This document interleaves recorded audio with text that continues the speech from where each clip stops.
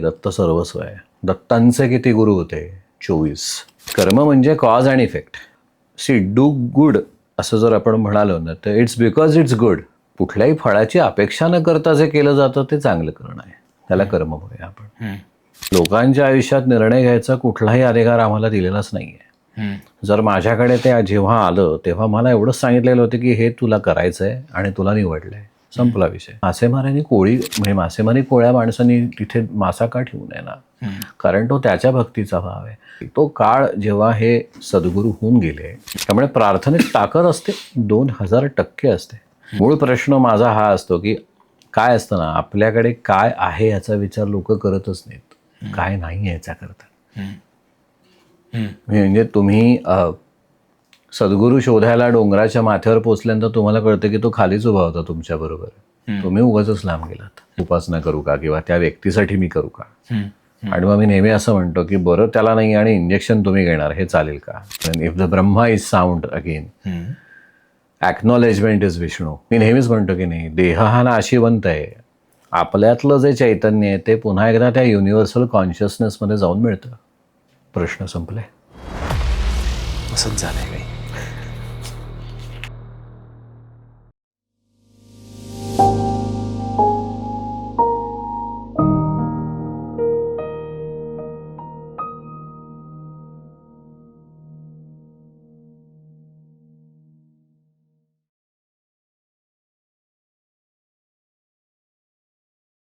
हाय, hello, नमस्कार, welcome back to इनोटॉक्स. इनोटॉक्सच्या आजच्या स्टुडिओमध्ये पुन्हा एकदा कपिल जोशी आलेत. कपिल जोशीबरोबर आम्ही यापूर्वी 3 भाग केलेले आहेत. पहिला भाग होता क्लिअर ऑडियन्स म्हणजे काय आणि तुमच्याच आवाजात दडलंय का तुमचं भविष्य. दुसरा एक भाग केला होता, तिथे क्लिअर ऑडियन्स आणि वास्तू हिलिंग याबद्दल आम्ही बोललो. तिसरा एक भाग देखील केला होता, जोही तुम्हाला आवडला. तो पारलौकिक अनुभवाबद्दल केला होता. आणि खरं सांगायचं तर आजचा दिवस हा दत्त जयंतीचा दिवस. आणि दत्त जयंतीच्या दिवशी शूट करायचं याचं जेव्हा नियोजन झालं तेव्हा सगळे म्हणाले की आपण कपिल जोशींना परत बोलवूयात. आज आम्ही गुरुदेव दत्त यांच्याबद्दल बोलणार आहोत. दत्त आणि कर्मसिद्धांत याचं काही नातं आहे का याबद्दल देखील चर्चा करण्याची इच्छा आहे. या 2 गोष्टी तर नियोजलेल्या आहेतच, पण त्या सोडून सुद्धा दत्त साधना केल्यानंतर आयुष्यात येणारे अडथळे, आयुष्यात येणाऱ्या बाधा दूर होऊ शकतील का याच्यावर सुद्धा कदाचित आम्ही आज उलगडा करू. कपिल जोशी आज पुन्हा एकदा इनोटॉक्सच्या स्टुडिओमध्ये आलेले आहेत, तर आपण त्यांच्याकडनंच त्यांच्याबरोबरच खूप गप्पा मारूयात. Kapil, welcome to Innotalks. Aadesh. खूप वर्षांपूर्वी जेव्हा पहिल्यांदीच मला कपिल जोशींचा नंबर मिळाला होता, फोन नंबर, आणि तो पहिल्यांदा जेव्हा फोन नंबर डायल केला माझ्या मोबाईल्सवरती, तेव्हा जे गाणं होतं किंवा जी रिंगटोन होती ती निघालो घेऊन दत्ताची पालखी, ते गाणं होतं. आणि ते गाणं ऐकताच समजलं की इथे काहीतरी वेगळं आपल्याला मिळणार आहे. पण मग गुरुदेव दत्त म्हणजे नेमकी कोण? गुरुदेव दत्त म्हणजे सर्वस्व माझ्या दृष्टीनं. कारण दत्त हा मुळातच पूर्णात्मक अवतार आहे. म्हणजे आपण अध्यात्मातले कितीही मागचे रूट्स जर का गेलो तर शंकर म्हणजे महादेव, देवादिदेव महादेव आणि दत्त हे कायमच ॲपेक्स लेवलला किंवा टॉप लेवलला आहेत. दत्तांचे पूर्णावतार जे झाले ते आपल्या प्रत्येकाला माहिती आहेत की दत्त मुळातच पहिला पूर्णावतार आहे. अनसूया मातेच्या पोटी जन्म झाला त्यांचा. त्याच्यानंतर श्रीपाद श्रीवल्लभ, नृसिंह सरस्वती आणि स्वामी कर्दळी वनात जे आले. स्वामी समर्थांनंतर मला वाटत नाही की दत्तांचा कोणी पूर्णात्मक अवतार झाला. सो दत्त ही मुळातच एक खूप मोठी कार्यप्रणाली आहे असं मला वाटतं. दत्त काय आहे? दत्त सर्वस्व आहे. दत्तांचे किती गुरु होते? 24. त्यामुळे ते सगळ्या वेगवेगळ्या लहान गोष्टींपासनं ते एका मोठ्या प्रमाणातल्या गोष्टींपर्यंत सगळ्यांनाच त्यांनी गुरु मानतं. आणि ह्या सगळ्याचं कनेक्शन हे औदुंबराशी आहे. म्हणून दत्त आणि औदुंबर हे नातं आहे किंवा ज्याला वटवृक्ष असाही आपण म्हणू शकतो, किंवा वड पिंपळ आहे. औदुंबराशी का नातं आहे दत्त महाराजांचं? मुळात हे नातं यासाठी आहे की त्यांनी 24 गुरु जे मानलेले आहेत, कीटकांपासून ते पक्ष्यांपर्यंत, ते प्राण्यांपर्यंत, ते पंचमहाभूतांपर्यंत, या सगळ्याचं सार एका उंबराच्या फळामध्ये जाणवतं. कारण उंबराचं झाड जिथे कुठे असतं त्याच्या खाली कायमच पाण्याचा खूप मोठा नैसर्गिक साठा असतो. एक. दुसरा असा आहे, म्हणजे पाणी हे तत्व, तिथं पृथ्वी तत्व, हे सगळं डिफाईन होतं.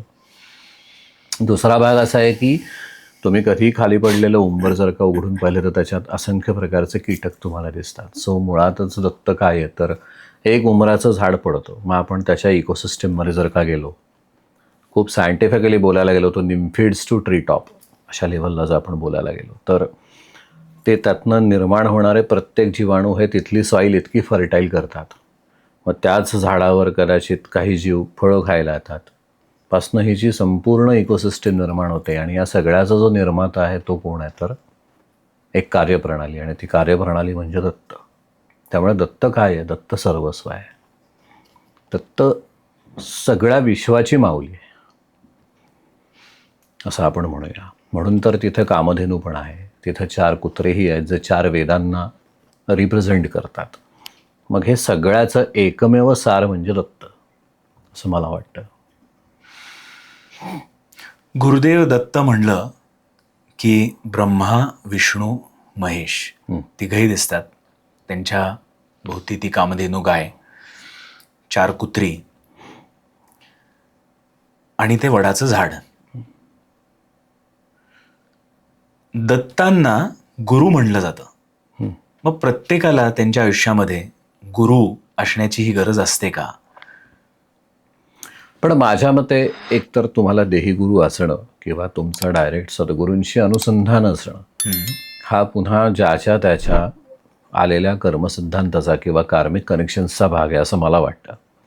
याचा अर्थ देही गुरु असणं चुकीचं आहे का, किंवा यातलं सद्गुरू डायरेक्ट कोणाचं असणं, कोणीतरी कोणाला तरी मानणं हे चुकीचं आहे का?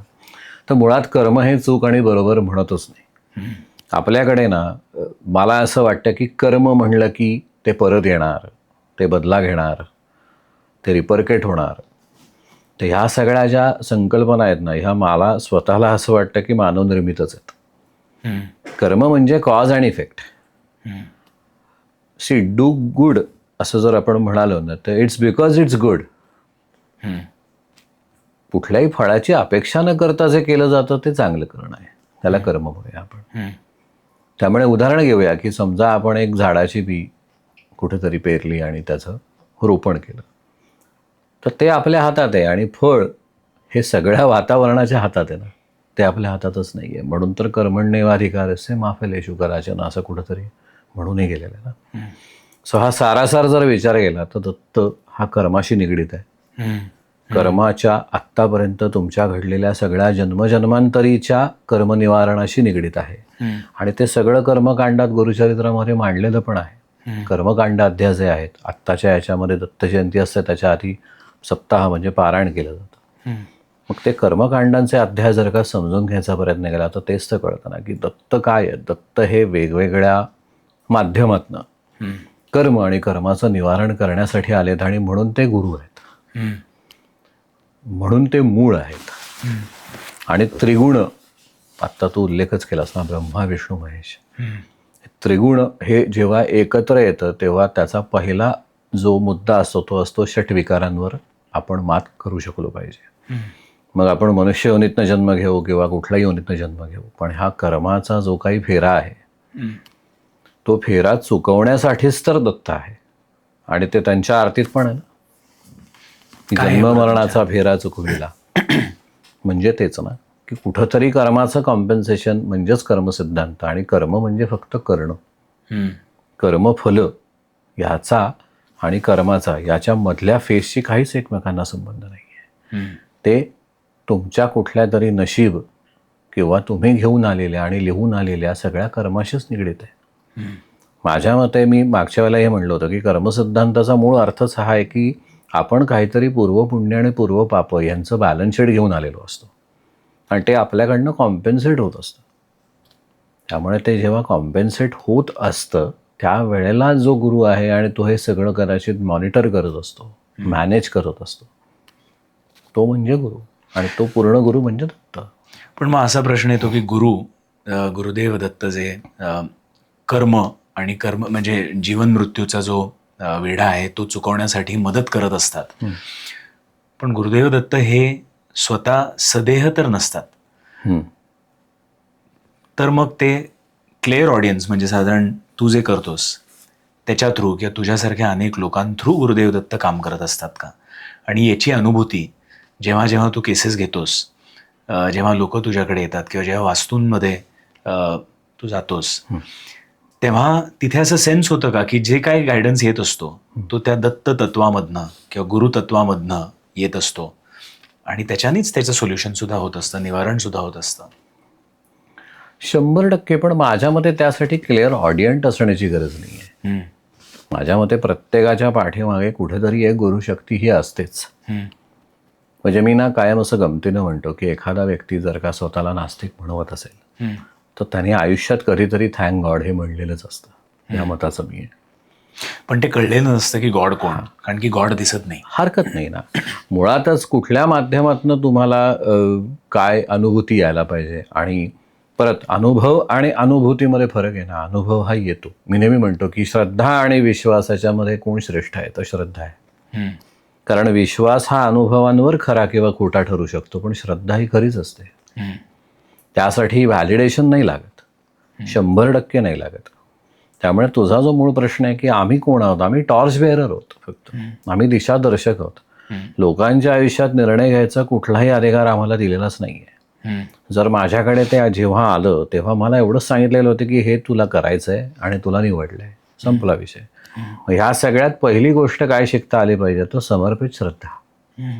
जे होतं ते त्याच्या हातात आहे, संपला विषय. बाकी तुम्ही विचारच करू नका. घडवणाराही तोच आहे आणि प्रत्येक प्रश्नाचं तुम्हाला उत्तर मिळेल असं नाही. काही प्रश्न त्यांच्यावरही आपण सोडून दिले पाहिजे.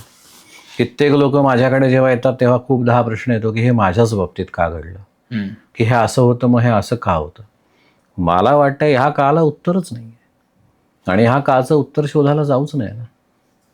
देव भेटला पाहिजे ह्यापेक्षा मला वाटतं भेटलेला आहे तो आपला देव आहे हे कळण्यासाठी देवाची भक्ती करता आली पाहिजे. किंवा मी नेहमी असं मानतो, माझ्या एका मित्राने खूप सुंदर लिहिलं आहे की माणसाने माणसाला ओळखण्यासाठी ना माणूस असणं हे क्वालिफिकेशन पहिलं आहे असं मला वाटतं.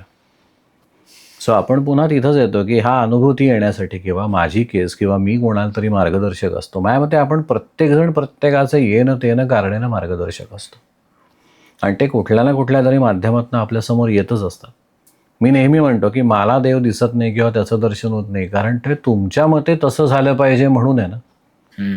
मुळात जर आपण एखाद्याला असं सांगितलं की तुझं हे आराध्य आहे तर मी नेहमी लोकांना सांगतो की तुम्हाला ते कळायची गरज नाही आहे, कारण तुमचं आराध्य दैवत उद्या जर का महादेव असेल किंवा दुर्गा असेल किंवा मारुती असेल तर त्यांनी तुम्हाला निवडलेलं आहे, तुम्ही त्यांना निवडलेलंच नाही आहे ना.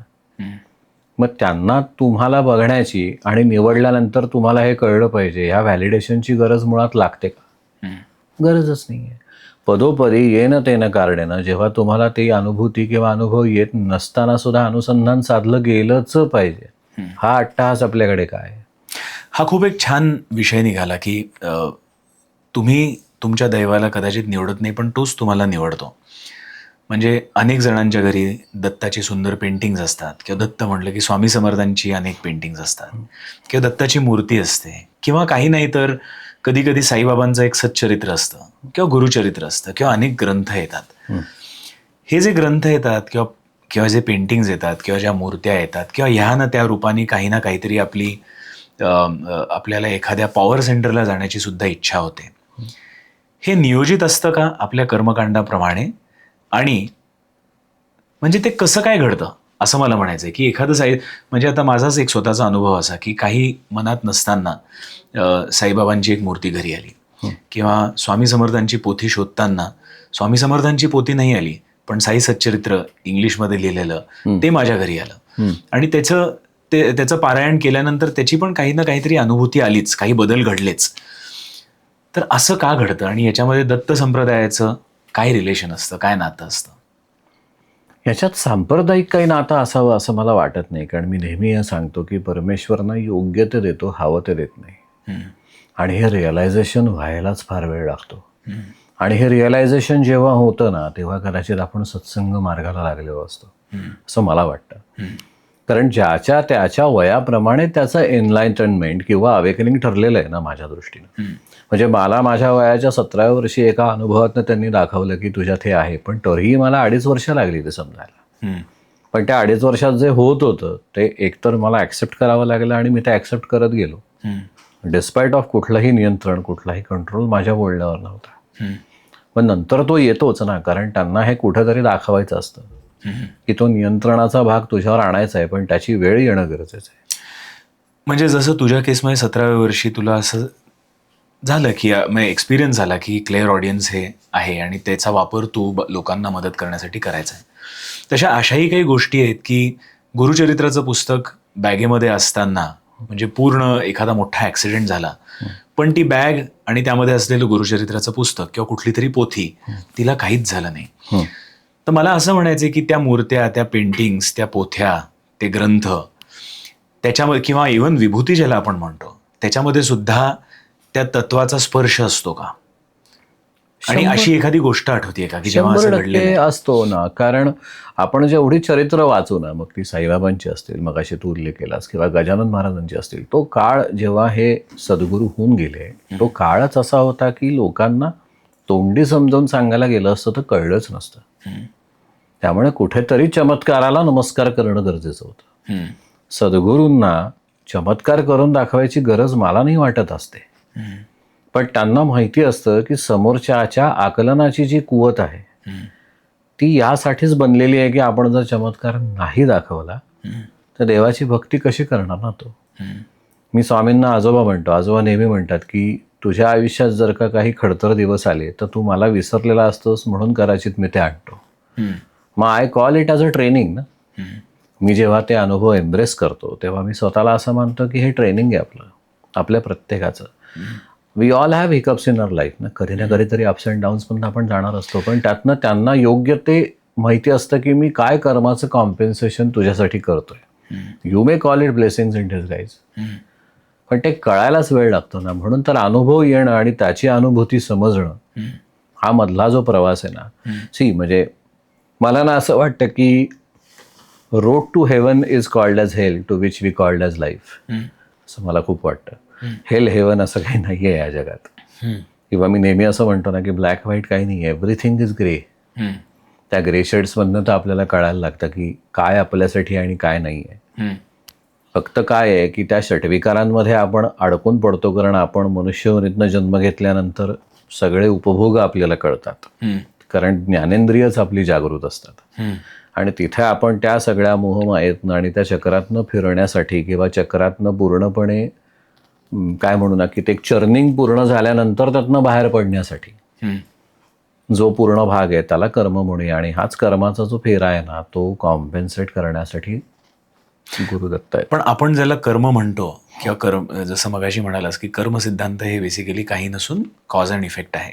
करेक्ट. किंवा मगाशी जे तू म्हणालास की एखादा व्यक्ती लाईफमध्ये जो देवाला पण मानत नाही तो कधीतरी थँक गॉड म्हणलेला असतो. आणि मग आत्ता तू म्हणालास की स्वामी समर्थ किंवा आजोबा ज्यांना तू म्हणतोस त्यांनी सांगितलं की कदाचित तुझ्या लाईफमध्ये येणारी ही डिफिकल्टी तू माझी आठवण ठेवावीस म्हणून ही तुला आणलेली असते. पण हे बघताना सुद्धा म्हणजे ह्याच्याकडे बघण्याचे 2 दृष्टिकोन असू शकतात. एक दृष्टिकोन हा एथिस्ट ज्याला आपण म्हणतो की ज्याचा देवावरती विश्वास नाही, तो म्हणतो की अरे कर्मसिद्धांत असं काही नाहीच आहे, हे जे चाललंय हे खरं तर रॅन्डम केऑस चाललंय. म्हणजे का बरं कर्मसिद्धांताच्या त्या रूल बुकमध्ये प्रत्येक घटना जी घडते त्याला आपण ओढून ताणून बांधायची. किंवा दुसरं असं होऊ शकतं की जो ऑलरेडी भक्ती मार्गाला लागलेला आहे किंवा ज्याच्या घरी देवाचं केलेलं असतं किंवा काय जे असेल, या न त्या रूपाने तुम्ही देवाला मानत असता, तिथे तुम्ही म्हणता अरे देवानी ही गोष्ट माझ्या आयुष्यात घडवली कारण की मी त्याची आठवण ठेवली पाहिजे. मग दोन्ही दृष्टिकोन हे बरोबरच का? आणि म्हणजे जिथे ह्याचं सगळं कनेक्शन दत्ताशी येतं, जो एकदम लॉजिकल माइंडने विचार करतो त्याला तो म्हणाला अरे हे दत्त आहेत, पण ज्याचं जो ऑलरेडी भक्ती मार्गाला असतो तो म्हणतो अरे हे गुरुदेव दत्त आहेत. तो फरक आहेच ना. 100% पर्स्पेक्टिव्ह मॅटर्स. पण मी पुन्हा इथंच येतो की हा पर्स्पेक्टिव्ह आणला कोणी, तो दिला कोणी. आपण डुअर नाहीच आहोत ना. अद्वैत सिद्धांत जर आपण मानला तर पुन्हा मी तिथंच येतो की उन्मन अवस्था. म्हणजे तुझं मन आणि माझं मन मी वेगळं मानतच नाही, या अवस्थेला उन्मन अवस्था म्हणली जाते. मग आपण असं धरूयात की एक जण जो मानतो त्याच्या कर्माचा भाग आणि त्याच्यावर असलेला नियंत्रणाचा भाग हा दत्तांना तितकाच माहिती आहे गुरु म्हणून. आणि जो मानत नाही तो भागही दत्तांना तितकाच माहिती आहे, आणि कदाचित तो त्याच्या कर्माच्या कॉम्पेन्सेशनचा भाग असू शकतो की एका जन्मात त्यांनी न मानणं किंवा ते न फॉलो करणं. म्हणजे मी नेहमी असं म्हणतो ना, मला पर्सनली हे माझं मत आहे, असं वाटतं की देव मानवनिर्मित आहे आणि परमेश्वर खरा आहे. म्हणजे असं जर काही उदाहरण द्यायचं झालं तर माझ्या आयुष्यातला एक अनुभव सांगतो. हा कसा कोरिलेट होईल इथे मला कल्पना नाही, पण अनुभव माझ्यासाठी खूप सुंदर होता. मी कोकणात असताना एका काळभैरवाच्या मंदिरामध्ये मी गेलो आणि तिथं दत्त आणि काळभैरव असं समोरासमोर होते. तेवढ्यात एक मासेमारी कोळी तिथे आला आणि त्यांनी रानातली फुलं त्या काळभैरवाला वाहिली आणि आमच्या समोर दत्ताच्या पुढे नतमस्तक झाल्यानंतर त्यांनी एक मासा काढून ठेवला आणि तो पटकन म्हणाला की आज दर्यावर चाललोय देवा, सांभाळून घे रे बाबा. आता त्या व्यक्तीसाठी त्याचा प्रपंचच तो आहे ना, कारण तो मासेमारी करणार आहे. तो जेव्हा कुठेतरी आतमध्ये जाणार आहे तेव्हा त्याला याची खात्री नाही आहे की तो परत येऊ शकेल की नाही, कारण समुद्र कसा वागणार आहे त्या दिवशी त्या सगळ्यांची माहिती नाही. आणि जेव्हा ते पहाटेच्या वेळेला येतात म्हणजे रात्रभर ते आतमध्ये जाऊन तो पूर्णपणे डीप सीमध्ये ते मासेमारी करतात आणि परत येतात तेव्हा रापण म्हणतात त्याला, की ते रापण करून सगळे मासे ओढले जातात आणि किनाऱ्यावर त्याचं डिस्ट्रीब्युशन होतं. ते पाहिल्यानंतर मला इतकं आश्चर्य वाटलं की किती भाबडा भाव आहे ना. म्हणजे एखादा तिथे असेल तर तो म्हणेल बघा हे असं आहे की मासा ठेवला जातो किंवा अमुक, पण त्याच्यासाठी त्याची भक्ती आणि त्याची श्रद्धा समर्पित आहे ना. म्हणजे जर का फुलं विकणाऱ्यांनी तिथे फुलं व्हावीत, भाजी विकणाऱ्यांनी एखादी भाजी प्रसाद म्हणून देवासमोर ठेवावी, तर मासेमाऱ्यांनी म्हणजे मासेमारी कोळ्या माणसांनी तिथे मासा का ठेवू नये ना, कारण तो त्याच्या भक्तीचा भाव आहे. आणि इथे आल्यानंतर पुन्हा आपण त्या पर्स्पेक्टिव्हवर येतो की एखादा व्यक्ती म्हणाले चालतं का, आणि एखादा म्हणतो की काय हरकत आहे. पण मी असं मानतो की जो रागवतो तो परमेश्वरच नाही ना. जर रागवला तर तो परमेश्वर होऊच शकत नाही. मग हे सगळं त्याच्या करण्यावर आणि करता करविता तोच आहे असं जर का आपण मानलं तर मग मानणाराही त्याचाच आहे, न मानणाराही त्याचाच आहे. Accept the situation. म्हणजे ब्रह्म विष्णू महेश किंवा क्रिएशन, सस्टेनन्स आणि डिस्ट्रक्शन, किंवा त्याला तू छान म्हणला होतास की उत्पत्ती, स्थिती आणि लय. उत्पत्ती, स्थिती आणि लय. या क्रिएशन, सस्टेनन्स आणि डिस्ट्रक्शन म्हणजे त्यांच्या प्रत्येकाच्या रोलसाठी प्रत्येक प्रकारचा माणूस हा पृथ्वीवरती गरजेचा आहे. एक माणूस कदाचित गुरुदेव दत्तांना मानतो, दुसरा कदाचित मानणार नाही, पण या सगळ्यावरती या सर्वश्रेष्ठ परमेश्वराचं लक्ष सदैव त्यांच्या दृष्टीनं त्यांनी जन्मालाच अशा एका व्यक्तीला घातलं असेल की त्यांनी हे मानू नये. हा त्यांचाच खेळ असेल, कोणाला माहिती आहे. मग आपण ओंकाराकडे येतोच ना पुन्हा, की ओंकार हीच मूळ निर्मिती आहे ना आपली. आपण नुसतं जर का असं श्वास घेऊन जर का म्हणालो तर ते तुम्ही घरी करू शकता. नुसतं असं जर म्हणलं तर त्याचे व्हायब्रेशन्स नाभीत जाणवतात. ऊ म्हणलं तर छातीत जाणवतात आणि म म्हणलं तर गळ्यात जाणवतात. सो जे आत निर्माण होतं आणि जे मेंटेन होतं आणि ते त्यातनं बाहेर पडतं, ह्याला ओंकार म्हणतात. बरोबर. इतकं सोपं आणि सिंपल आहे ना. म्हणून पुन्हा आपण येतो ना, उत्पत्ती, स्थिती आणि लय. निर्माण काय होतंय कळत नाही, मेंटेन काय होतंय हे आपल्या हातात आहे, पण बाहेर पडताना त्याचं नियंत्रण जर आपल्याकडे नसेल तर मग बोलून घालवलं असं का म्हणलं असतं ना, म्हणजे डिस्ट्रक्शनच आहे. असं आहे. ओंकाराचा विषय आला म्हणून गुरुदेव दत्त म्हणलं किंवा दत्त संप्रदाय म्हणलं की अनेक मंत्रसुद्धा येतात.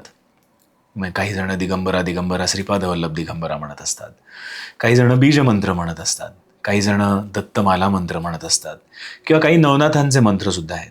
या मंत्रांमध्ये सुद्धा काही विशिष्ट शक्ती आहे ज्याच्यानी दत्त महाराजांची आठवण होते आणि त्याच्यामधनं आपल्या समोर येणाऱ्या बाधा किंवा ऑब्स्टेकल्स किंवा अडथळे त्याचं निवारण होतं.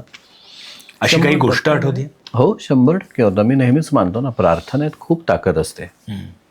आता तू बरोबर बोललास ना, बाधा ह्याचा अर्थ काहीतरी येणं, अंगात शिरणं असं नाहीच आहे. मुळात म्हणजे दरवेळेला बाधा भूतच शिरलं पाहिजे असं नाहीये. बाधा या शब्दाचा खरा अर्थ माझ्या मते अडथळा आहे. हम्म. आणि त्याचं निवारण जे होतं ते ह्या मंत्रोच्चारात नव्हतं. मी हे नेहमी म्हणतो की आपण जर एखाद्या नित्यपाठ नित्य उपासनेमध्ये असू आणि आपण जर काही म्हणलो तर त्यांनी आपलं इंटरनल क्लिन्झिंग होतं आणि आपण ऐकलं तर त्यांनी आउटर ऑरा क्लीन होतो. म्हणून आपल्याकडे ना आरत्या मोठ्याने म्हणायची पद्धत आहे, त्याला अवेकनिंग म्हणतो मी. कारण ते जर अवेकनिंग नाही झालं ना, म्हणून आपण अगदी 2 किलोमीटर लांब असलो तरी आपल्याला आरती ऐकू येते आणि आपण म्हणतो हा आरती चालू आहे कुठेतरी. आरत्या काही पुटपुटल्या जात नाहीत. आरत्या मोठ्याने म्हणायची पद्धत ही यासाठीच एक घंटानाद, तिथं पंचमहाभूतांचं एकत्र येणं, ती चालू असलेली ती अग्नी आरती, कापूर आरती, या सगळ्यातनं इतक्या मोठ्या प्रमाणात क्लिन्झिंग आणि प्युरिफिकेशन सुरू असतं. आणि तिथंच तर आपण इंटरनल आणि एक्सटर्नल दोन्ही ऑरा क्लीन करण्याच्या मागे असतो. त्यामुळे प्रार्थनेत ताकद असते, 2000% असते. आत्ताच्या आत्ता मला इतकी लोक जी काही भेटून गेली त्या प्रत्येकाला जिथे जिथे मी हे सांगितलं की तुम्ही हे म्हणा किंवा तुम्ही हे करा, त्याच्यात एक मूळ भाग मी त्यांना सांगितलं की तुम्ही संकल्प सिद्धी करा. संकल्पाचा अर्थ मेक अ विश आणि सिद्धी म्हणजे त्याचं होणारं उद्यापन.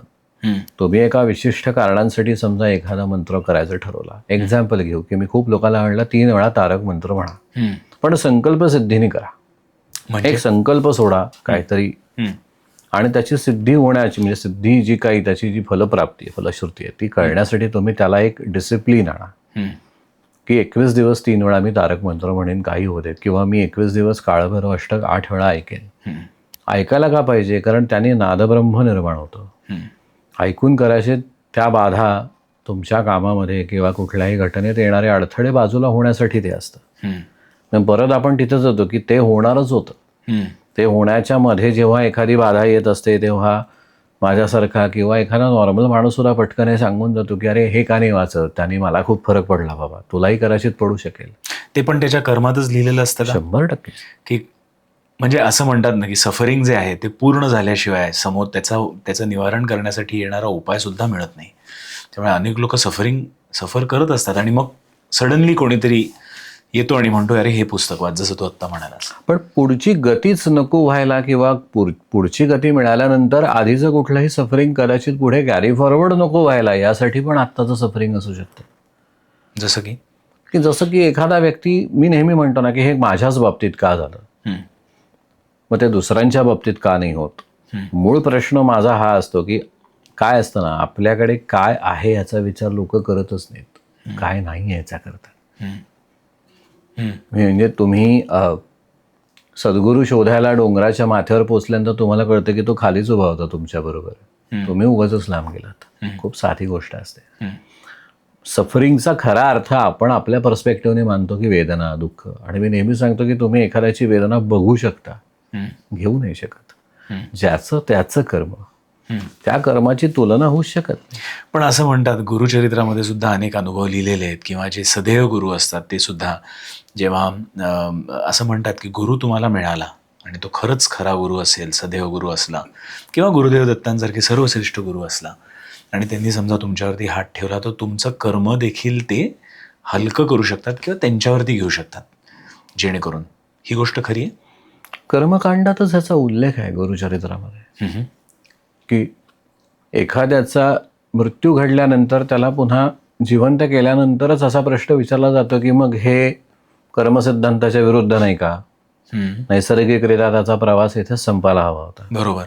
आणि मग सद्गुरू, निर्माता, दत्तगुरू असं म्हणतात की उपासनेमध्येच जी ताकद आहे, त्या उपासनेचं जे पुण्य आहे ते मी माझ्याकडे ओढून घेतलं किंवा माझ्याकडे उधार ठेवलं आणि त्याच्या बदल्यात पुढच्या जन्मातले 5 वर्ष किंवा 10 वर्ष या जन्मात त्याला आणून दिली. एवढं कॉम्पेन्सेशन मी करू शकतो ना, कारण मी निर्माता आहे. मग पुन्हा ते बघण्यावरच आहे ना, पुन्हा ते बघण्यावरच आहे की तुम्ही काय करता आणि काय नाही. मला ना मी स्वतः एक अनुभव आजोबांनी सांगितला होता म्हणून मी तो शेअर करतो. एक व्यक्ती आजोबा असताना म्हणजे स्वामी असताना त्यांच्याकडे गेला आणि म्हणला की तुम्हाला काय गरज आहे हो अशा लोड गाद्या उशांची? ते म्हणले नाही आहे.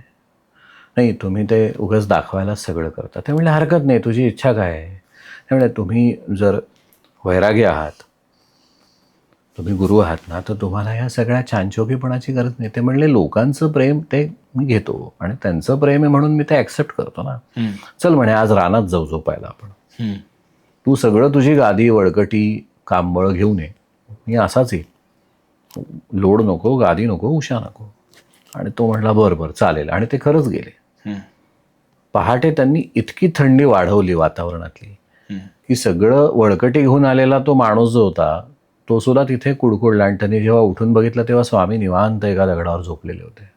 मग त्याला पश्चाताप झाला आणि त्यांनी म्हणजे पाय जेव्हा धरले, पाया पडले, तेव्हा ते म्हणले अरे पंचमहाभूतच माझं घर आहे, मला गरज नाही आहे. पण लोक जेव्हा तुमच्याकडे एका भक्तिभावनेने श्रद्धेने येतात ना, तर त्यांचं प्रेम डावलता येत नाही म्हणून ते घ्यायला लागतात. ते न घेणं ह्यामागे किंवा घेणं यामागे मला हा छानछोकीपणा आवडतो असं अजिबात नाही आहे. म्हणून तर ते खूप सुंदर आहे ना, की आपण जर विठ्ठलाचा इथं आत्ता उल्लेख केला एकदम सुचलं म्हणून, की किती भाबडा भाव आहे ना नाम्याचा. तो सारखा जाऊन त्या विठ्ठलाला म्हणतो की तू खीरच खात नाहीस. आणि मग एक दिवस खरंच तो पांडुरंग त्याला म्हणतो की मी जर तुझी खीर खात बसलो तर इथं कोण उभं राहणार. आणि तो पटकन म्हणतो तुझी खीर खाऊ नयेपर्यंत मी उभा राहतो ना. तुम्हाला जर का परमेश्वराकडे पोचायचं असेल ना, तर तुमचा भावच भाबडा लागतो, त्याशिवाय मजाच नाही येत असं मला वाटतं. आणि मी स्वतः असं मानतो की अध्यात्मात ना हा भावच खरा आहे की जो कळेकळेपर्यंत जन्म जातात आणि त्याचाच जो फेरा चुकवायचा आहे त्यासाठी जो निर्माता आहे तो दत्त आहे. तू हे आत्ता सांगताना क्षणभरासाठी किंवा जे तू म्हणालास की स्वामी समर्थांनी त्या माणसाला कुठेतरी वनामध्ये घेऊन गेला आणि तिथे खूप थंडी झाली आणि अनेक गोष्टी सांगितल्या की पंचमहाभूतच माझं काय म्हणाले ते पंचमहाभूतच माझं घर आहे. पंचमहाभूतच माझं घर आहे. हे असं तू सांगत असताना पुणे स्टेशनवरती आपल्या तिथे एक मस्तान बाबा नावाच्या अवलिया हा आज सुद्धा आहे. आणि पुणे स्टेशनवरच्या त्या मस्तान बाबांचं दर्शन घेण्याचा योग दोनदा आला.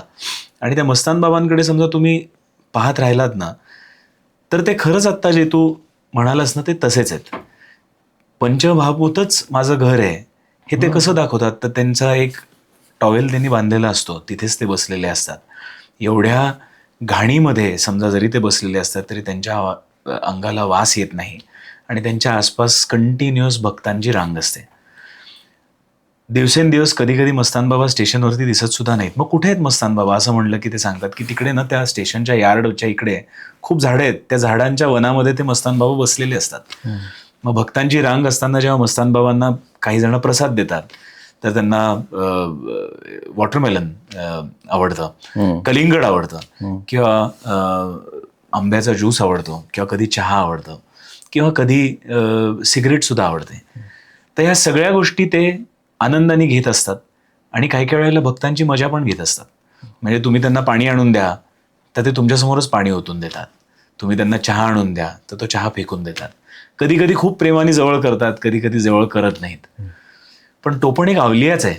आणि त्यांचे भक्त अनेक गोष्टी त्यांच्या बाबतीतल्या घडलेले प्रसंग सांगत असतात आणि त्यांना ते अवधूत म्हणतात. आणि म्हणून असा विचार येतो की अवधूत म्हणजे नेमकं काय, नेमकं कोण, आणि कसा ओळखायचा एक पूर्ण अवधूत किंवा एखादा अवलिया कसा ओळखायचा, आणि दत्त संप्रदायाशी त्याचं काय नातं? हे बघ, मुळात ना दत्त हा संप्रदाय नाही, अवधूत हा संप्रदाय आहे आणि ज्याचे जे निर्माते आहेत ते दत्त आहेत.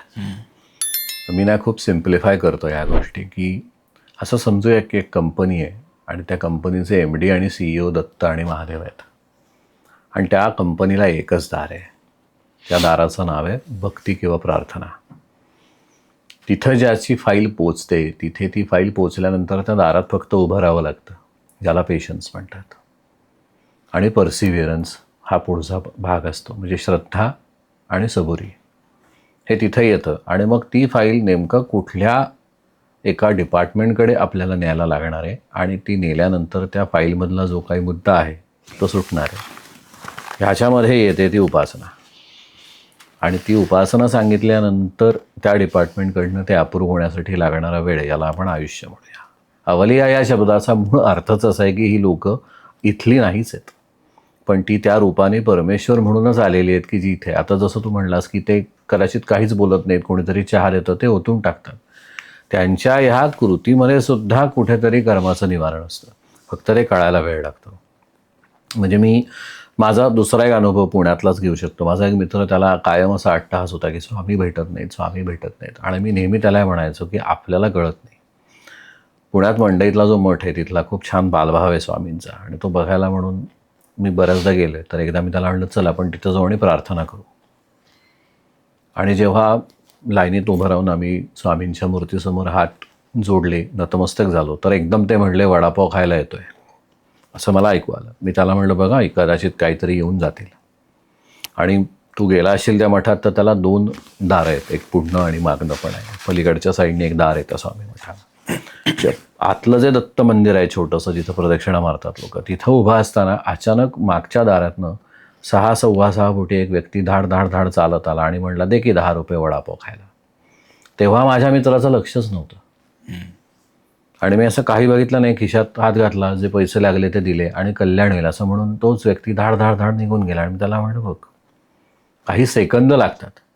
मुळात अवलिया लोकांचं दर्शन होणं हे दुसरं तिसरं काही नसून परमेश्वराचं असणं आणि तुमचं तिथं जाणं हे सुद्धा लिहिलेलंच आहे ना. म्हणजे माणसातच देव हे या प्रसंगावरनं किती पुन्हा आपण सहज उन्मन अवस्था आहे ना, ती अवस्थाच उन्मन आहे की माणूस आणि देव हे वेगळं का करावं. मी मगाशी म्हणलो की नाही, भेटणाराही देव हे कळण्यासाठी देवाची भक्ती करावी, देवाला कशाला भेटलं पाहिजे. कोल्हापुरामध्ये असं मानलं जातं आणि मानलं नाही जात, तसं असेलच ते, की दर दुपारी 12 वाजता भिक्षा मागण्यासाठी दत्तगुरू तिथे येतात आणि कुठल्याही अवतारामध्ये येऊन, म्हणजे कधी कुत्र्याच्या अवतारामध्ये, कधी माणसासारखे किंवा कधी कसेही येतील, म्हणजे ते येतात, भिक्षा मागतात, तिथे जेवतात, त्यांचा कृपा आशीर्वाद देतात आणि निघून जातात. खूपदा तर ते कोरडी भिक्षा मागतात, बऱ्याचदा ती कोरडी भिक्षा असते किंवा कोरड्या शिधेची भिक्षाही असते. आणि त्यांनी कुठल्या रूपामध्ये यावं हे ठरवणारे मुळात आपण कोण आहोत, कारण आपणही त्यांचाच एक रूपाचा भाग आहोत ना. हा अधिकार आपल्याला कोणी दिलाय की त्यांनी असंच यावं, अशा पद्धतीने माझ्यासमोर उभं राहावं म्हणजे मला कळेल. पण किती अवघड आहे ना. म्हणजे याच्या अर्थाने समजा बघितलं तर आपल्यासमोर येणारा प्रत्येक व्यक्ती तो नावडता असला तरी सुद्धा तो सुद्धा परमेश्वर आणि दत्तच असू शकतो. आणि तो कदाचित तुम्हाला आशीर्वाद देण्यासाठीच तुमच्या आसपास असू शकतो किंवा तुमच्या कर्माचं निवारण करण्यासाठी असू शकतो. हा विचार पचवणं आणि तसं आचरणात आणणं खूप मुश्किल आहे. समर्पित श्रद्धा ही समर्पितच असावी, साधी गोष्ट आहे. तू मगाशी म्हणताना म्हणलास की ते असे कुठेतरी एखाद्या झाडाखाली बसलेले असतात. नवनाथ कथासार जर कधी वाचायचा योग आला तर नक्की वाच. नाथांनी लोकसंग नको म्हणूनच उकिरड्यावर राहणं कायम पसंत केलं, पण त्यांची काही हाऊस नव्हती. ते अशाच ठिकाणी कुठेतरी कचरा पेटीच्या जवळ किंवा कुठेतरी एखाद्या नाल्याजवळ, म्हणजे तो जो काही काळ असेल तो. आणि हे कथासारामध्ये ह्या सगळ्याचे उल्लेख आहेत की नको, लोकसंग नको म्हणून नाथ तसं राहिले, नाहीतर ते भिक्षाच मागायचे ना. त्यांना काय सहज शक्य नव्हतं, सगळंच शक्य होतं. सुप्रीम मोस्ट पॉवर स्पिरिच्युअलिटीतली जर आहे तरी नवनाथ आहे, पण त्याचा निर्माता हा पुन्हा श्री गुरुदेव दत्त आणि महादेवच तर आहेत ना.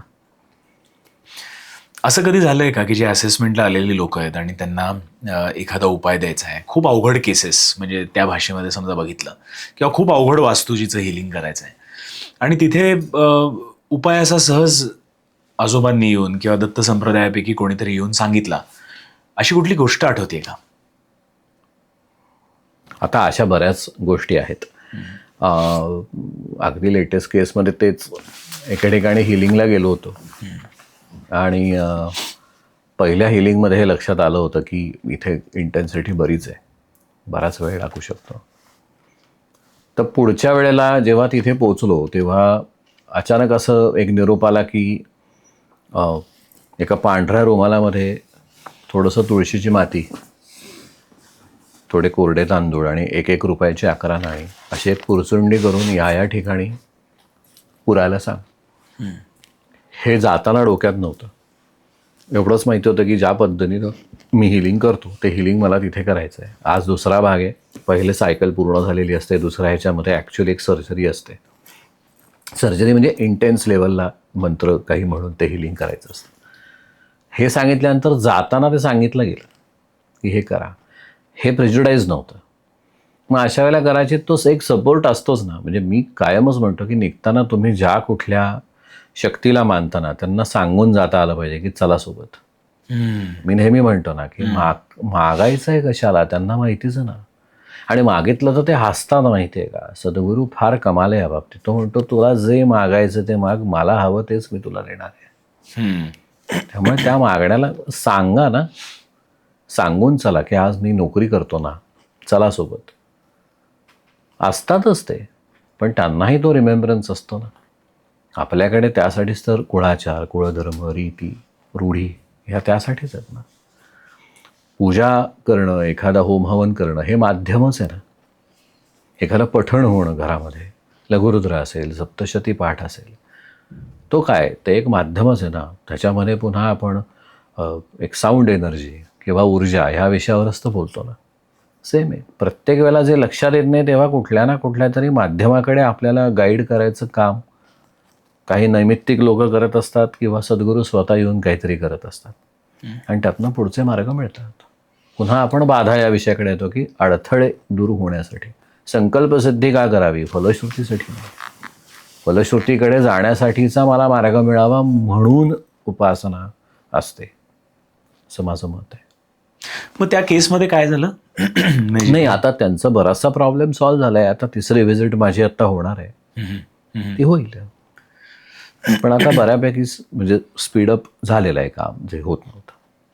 कर्म जेव्हा आपण म्हणतो की आता कुळाचाराचा विषय निघाला आणि कुळाचार आजच्या जगामध्ये बरीच जणं करत नाहीत आणि त्याची कारणं कदाचित अशी असतील की कुळाचार का करावा हे कोणापर्यंत पोचलेलंच नाही आहे.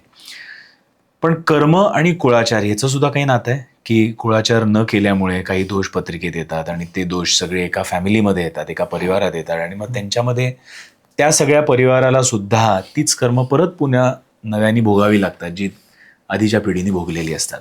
मग कधी ते अडथळे वेगवेगळ्या पद्धतीने येतील. म्हणजे शरीराची व्याधी असेल किंवा पैशाची व्याधी असेल, पैशाची कमतरता असणं असेल किंवा काही अजून वेगळं असेल. तर कुळाचार आणि ह्या सगळ्याचं काही नातं आहे? खरं म्हणलं तर नातं आहे आणि ते डायरेक्ट आहे असं मला वाटत नाही. कारण पुन्हा आपण कुळाचाराकडे आल्यानंतर निर्मित्याला हे चांगलंच माहिती आहे की कुठला कुळाचार कुठे सुरू करायचा आहे. Point number 1. एखादा त्यातलं ते फॉलो करणार नसेल तर आपण त्याला लिनिएजेस म्हणतो. जसं आत्ता तू म्हणलास की एखादं राहिलेलं असतं मग ते पुढे पुढे येतं आणि मी पुन्हा तिथंच येतो ना. हे माझ्या मते कर्माचं बॅगेज आहे. ते बॅगेज हळूहळू पिढी दर पिढी कमी व्हायचं काम केलं जातं. ते डिस्ट्रीब्यूट होताना इक्वलच होतं का? असं काही नाही आहे. म्हणजे एकाच माऊलीच्या पोटी 2 मुलांनी जन्म घेतला म्हणजे त्यांची कर्म एकसारखीच असायला पाहिजेत असं कुठं लिहिलेलं नाही आहे. तसंच कर्माचं बॅगेज आणि त्याची जी ॲस्पिरिटी, तीव्रता आहे, इंटेन्सिटी आहे, ही सारखीच असायला पाहिजे असं काही नाही आहे. माझ्याकडे अशा केसेस झाल्यात की जिथे कुठल्या तरी पिढीमध्ये घडलेली चूक किंवा केली गेलेली चूक त्या सगळ्याचं जे बॅगेज आहे ते अजूनही फेस केलं जातं. सांगू शकशील एखादी केस अशी? अशी एक केस आहे की ज्याच्यामध्ये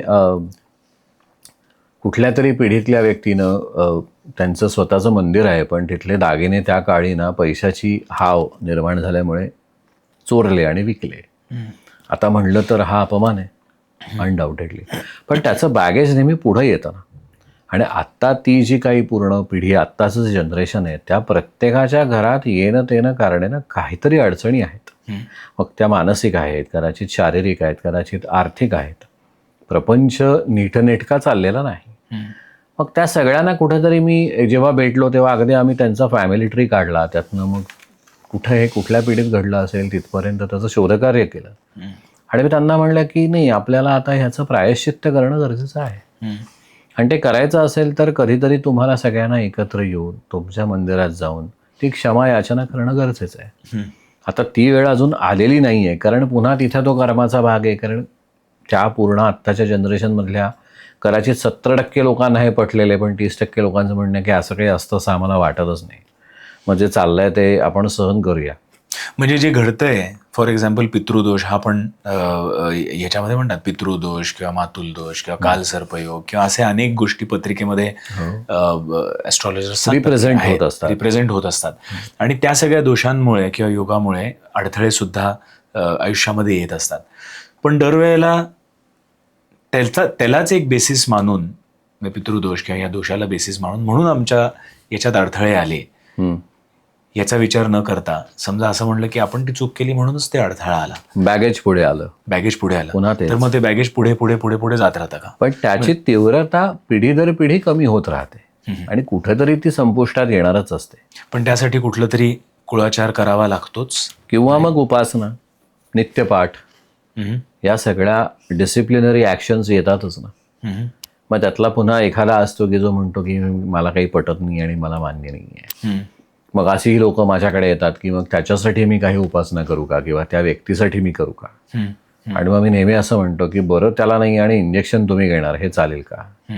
पुन्हा तिथंच मी येतो ना की ज्याचं त्याचं कर्म. तुम्ही प्रार्थना करा नक्कीच, पण तुम्ही प्रार्थना ही करा की त्याला तो बुद्धिवाद व्हावा. त्याचं जे तो करत नाहीये ते कर्म तुम्ही स्वतःकडे लेण करून घेऊन ते करण्यात काय अर्थ आहे. Probably you are again increasing the baggage. काहीच गरज नाही आहे ना. तिथंच मी येतो ना की अद्वैत समजायला लागतो. जे चालू आहे ते त्याच्या पूर्ण मनाने आणि त्याच्या विचारांनी सुरू आहे. त्याला चांगलं वाईट का म्हणावं ना. आपण ते प्रापंचिक असतं म्हणूनच बघत असतो, कारण आपण षटविकारांमध्ये कुठेतरी तर गुंफलेलो होतो, गुरफटलेलो होतो. इमोशनली अटॅच्ड असतो आपण सगळ्या गोष्टींना, कारण ज्ञानेंद्रियांचं सगळं उपभोगाचे जे भाग आहेत ते आपल्याला कळत राहतात ना. या सगळ्यात नेहमी म्हणतो वाघाला भूक कळते, त्याला चवी नाही कळत की आज हे खाल्लं तर जरा छान वाटेल आणि ते खाल्लं तर आज जरा फारच सोबर होतं खाणं, असं होत नाही ना. तसंच आहे. पण अजून एक दुसरा याच्यामध्ये बघण्याचा दृष्टिकोन असा असू शकतो की जे आपण गेले काही मिनटं आपण बोलतोय, गुरुदेव दत्तांबद्दल बोलतोय, कुळाचाराबद्दल बोलतोय, काही मंत्रांबद्दल देखील आपण बोललो, अवलियांबद्दल बोललो. पण ह्या सगळ्या गोष्टी समजा आपण पाश्चात्य संस्कृतीमध्ये गेलो, वेस्टमध्ये गेलो, तर तिथे असं काही नाहीच आहे ना. म्हणजे प्रार्थना कदाचित ते गुरुदेव दत्तांची नाही करत, प्रार्थना कुठल्या तरी वेगळ्या रूपात वेगळ्या एका देवाची करत असतील, किंवा प्रार्थना ते करत असतील त्यांच्या ते जे कर्म करत असतात, जे इंजिनिअरिंग असतं, जे सायन्स असतं, जे ते काम करत असतात त्याच्यामध्ये त्यांची प्रार्थना असेल, किंवा मनोमन फक्त विचार असेल की बाबा जो काय विकार आहे तो जाऊ दे, किंवा म्हणजे प्रार्थनेमधली आर्तताच ती असेल जी त्यांना पुढे घेऊन जाते. पण तिथे गुरुदेव दत्त किंवा कर्मसिद्धांत हा त्यांना माहिती नसतोच. त्यामुळे आणि तरी चालतच आहे ना, बरोबर नाही असं वाटत त्यांना. तो कर्मसिद्धांत किंबहुना माहिती असतोच. पाश्चात्य देशात गेल्यानंतर सुद्धा चॅन्ट्स आहेत, हाईम्स आहेत, ग्रेगोरियन चॅन्ट्स फॉर एक्झाम्पल आपण घेऊया. वर्ल्ड वॉरच्या वेळेला ग्रेगोरियन चॅन्ट्स ऐकवलं जायचंय सोल्जर्सना. का बरं? कारण त्यांचं मन कुठेतरी एक स्थिर होण्याची गरज असायची. सतत ते युद्धभूमीवर काहीच करायचं नाही ना, फक्त गोळीबार, बॉम्बस्फोट ह्या व्यतिरिक्त काहीच त्यांच्यासमोर नसायचं. तर आपण पुन्हा जर का पाश्चात्य देशांकडे गेलो तर तिथे चॅन्ट्स आहेत, हाईम्स आहेत, प्रार्थना आहेच, प्रेयर्स आहेत. असं कुठेतरी म्हणतात ना की ब्रह्मा विष्णू महेश मधला जो ब्रह्म आहे तो काही वेगळं नसून, म्हणजे ह्या जगाची जी सगळी निर्मिती झाली ती साऊंड मधनं झाली, आणि ब्रह्म हा म्हणजे साऊंड असेल तर त्या ग्रेगोरियन चॅन्ट्स मधनं येणारा जो साऊंड आहे तो पण खरं ब्रह्मच की एका दृष्टीने. आपल्याकडे नवविधा भक्ती आहे, 9 रस आहेत भक्तीचे, वेगवेगळ्या पद्धतीनं भक्ती केली जाते. त्यातलं सगळ्यात परमेश्वराला आवडणारी जर भक्ती मार्ग असेल तर तो आहे संगीत. आणि आपण साऊंडकडे येतो पुन्हा. तिकडे आपण गेलो तर चर्चमध्ये त्यांचे प्रेयर्स, त्यांचे कोर्स हे चालूच आहेत ना. पुन्हा आपण तिथे येतो. मग असं का मानावं की, आणि गुरुतत्व तुम्ही जगाच्या पाठीवर कुठेही जा ते माझ्या मते एकच आहे. फक्त त्याचे फॉर्म्स कोण कोणाला तरी मानतं, कोण कोणाला तरी मानत नाही. म्हणजे जसं आपण मगाशी म्हणलो, नास्तिकच माणूस आहे, एथिस्ट आहे, डन. तो काय म्हणतो, मला माहिती आहे माझं काय चाललंय, माझा या कशावरही विश्वास नाही, माझा स्वतःवर विश्वास आहे. मग तो स्व एकदा काढून बघ बरं, म्हणजे उरतं ते काय आहे. We are not the doors.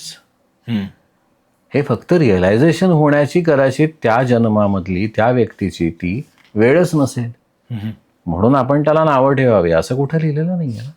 ठीक आहे, तो नाही मानत ना. मी नेहमी सांगतो, माझ्याकडे येणाऱ्या लोकांना मी हे कायम सांगतो की श्रद्धा कधीही कोणावर लादू नका. श्रद्धा कधीही कोणावर लादू नये, त्याचा उपयोग होत नाही. येतही नसेल. हां, ज्याचं त्याचं कर्म, कशाला उगाच. मला हे करायला आवडतं, त्याला नाही आवडत, हरकत नाही, पण तू केलंच पाहिजेस का. आपल्याकडे सुरुवातीपासूनच गॉड फिअरिंग मेंटॅलिटीज करायची बिंबवल्या गेल्यात ना. काही गरज नाही आहे. तसं मी मगाशीच म्हणलं सुरुवातीला की कर्माला भीती का घातली जाते. तू केलंस तर त्याला प्रसन्नता येते, तू नाही केलंस तर तो रागवतो का. जो रागवतो तो परमेश्वरच नाही, पण का असेल, का रागवेल तो. त्याचं पृथ्वीवर आणि पृथ्वीवरच्या सगळं त्याने निर्मिलेल्या प्रत्येक जीवांवर एक सारखंच प्रेम आहे असं मी मानतो. तो कधी त्याची कमी जास्तपणाची भावना त्याच्यामध्ये आणत नाही. ते आपण निर्माण केलंय, साधी गोष्ट आहे. पण मग ब्रह्मा जसं साऊंड असतो तसं विष्णूचं काय, आणि महेशचं तसं काही एक रिलेशन आहे का. आता हे बघ, म्हणलं तर हा इतका मोठा विषय आहे, खूप डीप आहे, पण मी त्याच म्हणेन, if the Brahma is sound again, acknowledgement is Vishnu, असं मी मानू शकतो. आणि the one which has been created and which has been acknowledged, आणि end of the day or end of that particular sound energy or the full stop of it, of that creation, or of that creation, whichever is understood, is nothing but the Mahadev. त्यामुळे तो पूर्ण आहे. ओमकार हा पूर्ण आहे, आणि आपण त्याचे खूप बारीक अंश आहोत, इतके की त्याची काहीच गणना नाही. मी नेहमीच म्हणतो की नाही, देह हा नाशिवंत आहे. आपल्यातलं जे चैतन्य आहे ते पुन्हा एकदा त्या युनिव्हर्सल कॉन्शियसनेसमध्ये जाऊन मिळतं. त्यातला एक छोटासा पार्ट होता. म्हणजे गुरुदेव दत्त हे फक्त मूर्तीमध्ये नसून या पृथ्वी तलावरती असलेल्या प्रत्येक क्रिएशनमध्ये, जिथे ते क्रिएट होत आहे, सस्टेन होत आहे आणि डिस्ट्रॉय होत आहे, करेक्ट, त्याच्यामध्ये प्रत्येक गोष्टीत आहेत. आपण म्हणतो ते निर्माते आहेत, आणि ते त्या निर्मिलेल्या सगळ्यांचे कुठे ना कुठेतरी खूप मोठे डायरेक्टरही आहेत असं मी मानतो. आणि म्हणून तर त्यांचं एकच काम आहे की कर्माचा फेरा चुकवायचा आहे. त्यासाठी या सगळ्यातनं आपल्या प्रत्येकाला येणं तेणं कारणानं जावंच लागणार आहे. Very simple.